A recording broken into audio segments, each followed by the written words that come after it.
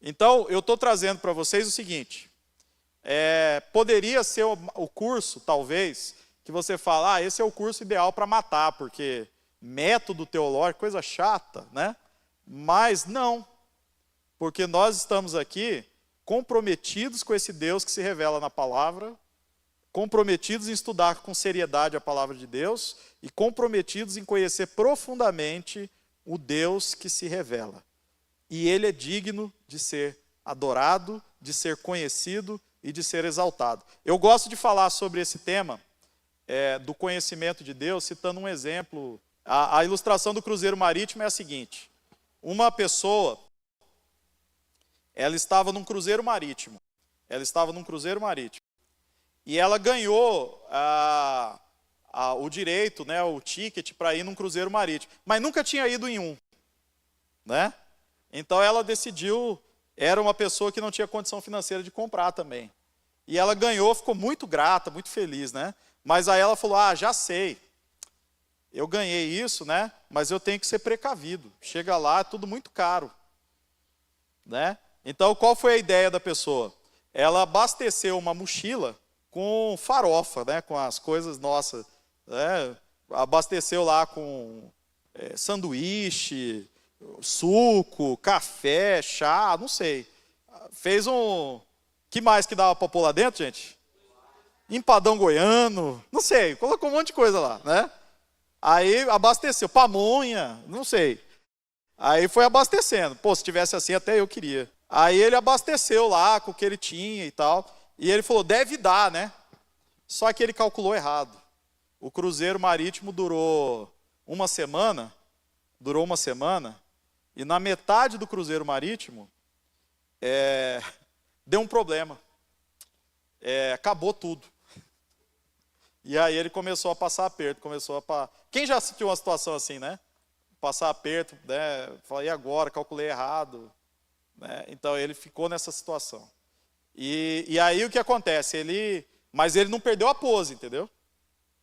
Ele não perdeu a pose, mas ele ficou ali um dia meio passando muito apertado. A ração dele, que ele calculou, não deu. De repente chega o capitão do navio, onde ele estava, e vai procurá-lo. E pergunta para ele, fulano, por que você nunca vai ao restaurante do navio? Né? E nem no almoço, nem no jantar, nem no café. Ele falou, aí ele decide abrir o coração. Ele fala o seguinte, é que eu ganhei esse bilhete para estar aqui nesse cruzeiro. E aqui é tudo tão caro e tão bonito. E eu logo pensei, certamente o restaurante aqui vai cobrar muito caro.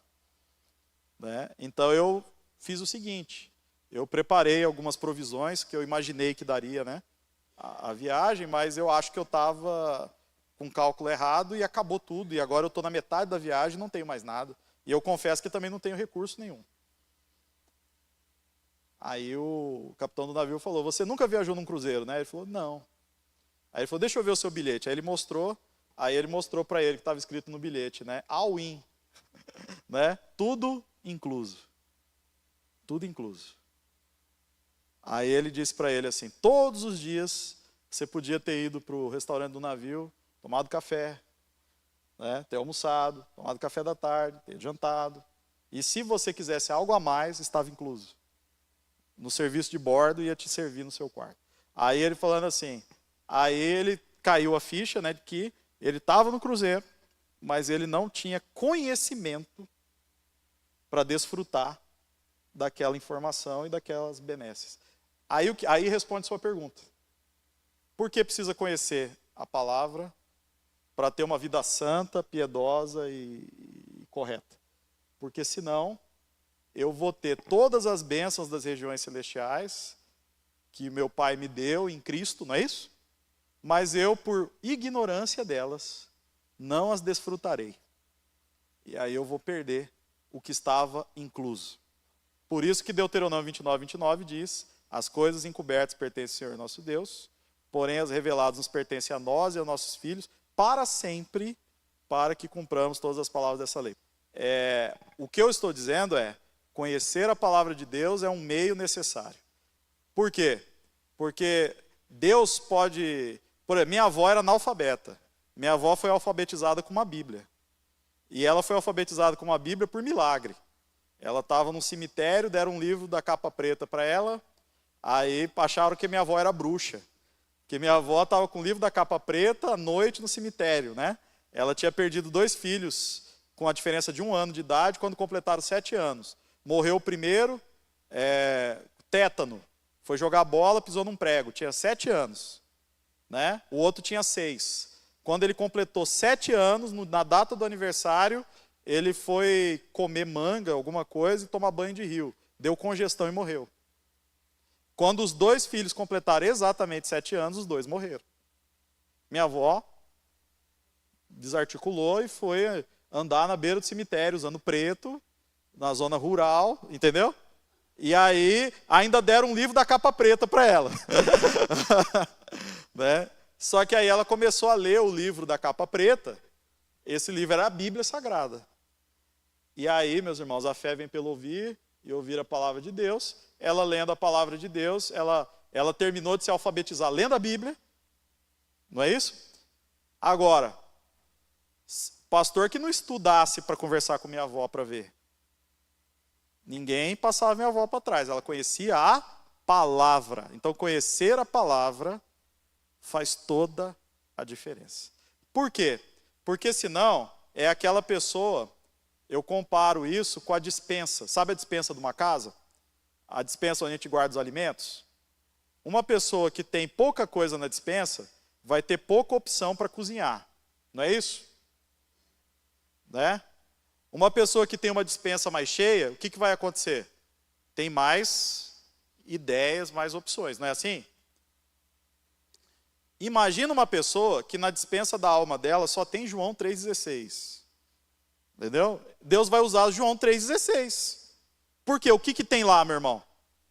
João 3,16. Ele vai iluminar o que tem. Concorda? Agora, e se a pessoa conhece a palavra de Deus mais o Espírito Santo, se a despensa da alma da pessoa está cheia? O Espírito Santo tem mais material da sua palavra para iluminar na experiência daquela pessoa. E ela vai ter uma vida cristã muito mais rica. É como a pessoa que está no cruzeiro. Ela tem tudo que ela, todas as bênçãos, não sabe que tem direito a elas, porque não conhece a palavra.